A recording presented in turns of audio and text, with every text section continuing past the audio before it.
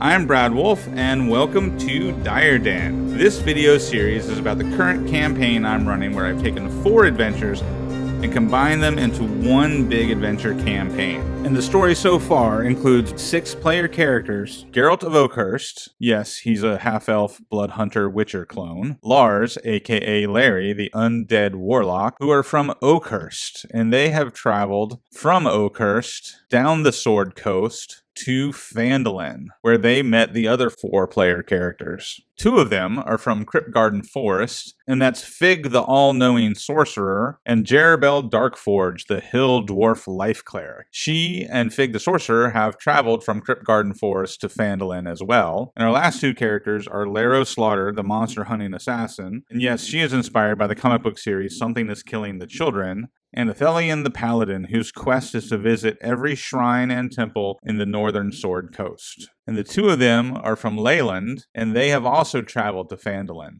Why have they all come to Phandalin? Because for some reason, Halia Thornton owes them money, because she works for the shadowy organization called the Zentarum. And each of these characters has a secret that connects them to the Zentarum, a secret that they may not want the other characters to know. That's yet to be determined, and we'll see how all that comes out in roleplay. And during Session 0, they traveled to Nomengrad, where they defeated a mimic that was plaguing a gnome community. And after Session 0, we begin Session 1 with the players traveling north up the Sword Coast to Oakhurst, where our adventure begins.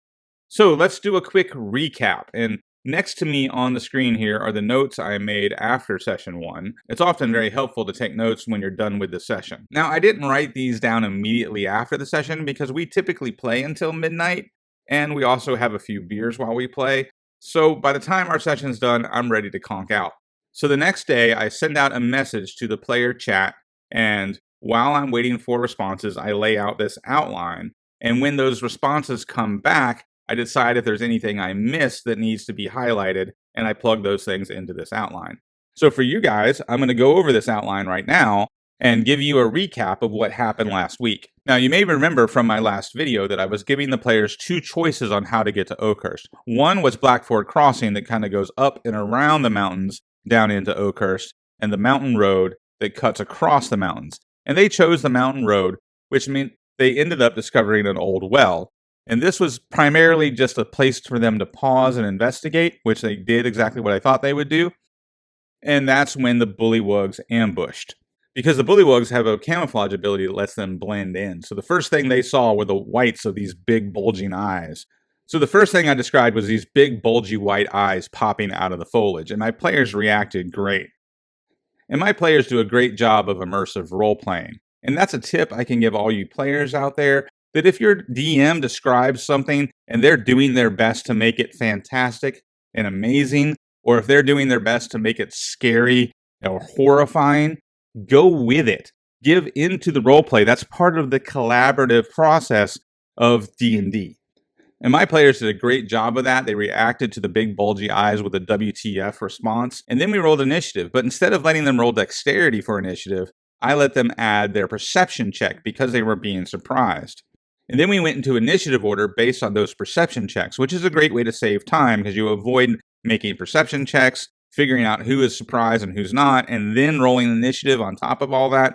Just combine it all into one big perception initiative roll. Now, in this encounter for my 6 players, I used 4 bullywugs and 1 bullywug thug, but I also gave the bullywug thug the barbarian's rage ability, which I later described to the players as coming from these mushrooms. So when they searched the body of the bullywug thug, they found 3 of these mushrooms remaining that basically are one-use magic items that give your character rage like a barbarian. And I don't have a barbarian in the party, so I'm not stepping on anybody's toes to do that. And the Hill Dwarf Cleric was the one who picked up those mushrooms, and they are super excited to use those in the next session. And next we have the Egg Bomb. And that's one of the things that the players got from the Nomengrad adventure. They each walked away with a gnomish trinket, little tinkering device, one of which was a one-use explosive device. And this made the combat super simple because they blew up the bullywug thug with this, basically a hand grenade, and that made it pretty easy to mop up the remaining bullywugs. In fact, they were feeling so good about it that when they investigated the well, they almost went down the well and directly to the dungeon and skipped the town. And that's not something I came up with when I was on screen with you guys. but it was something that I did after the fact when I was setting up the table. I put a piece of scattered terrain on my table layout that's a little well. And I figured that's how the bullywugs are getting from the dungeon to the road in order to ambush people. But then that made me realize that the players might go down the well and go directly to the dungeon. So I quickly figured out where in the dungeon that well would connect to in case they went down that well and went that way. Now that of course would mean they completely bypass the town of Oakhurst, but I was okay with that. If they wanted to just dive right into the middle of the dungeon, it would have been a lot more dangerous, but it would have been fun, and we would have figured it out. Again, I really like giving players choices. So next was the role play in Oakhurst. Now, once they got to Oakhurst, it was kind of hilarious to me. I was laughing to myself the whole time because they were extremely thorough with their investigation of the NPCs. In fact, of all the times I've run this adventure, this is, I think, the third or fourth time I've run Sunless Citadel. I've never had players spend this much time interviewing the NPCs. My players talk to every potential NPC, and we'll get to that later on when we review the notes for next session. But they talked to everyone and learned most of the secrets and clues that they could have figured out in Oakhurst at that time. So we spent a lot of time on the role play, which was great because the players were having fun, and I was really amused by how thoroughly they were about talking to every important person in town.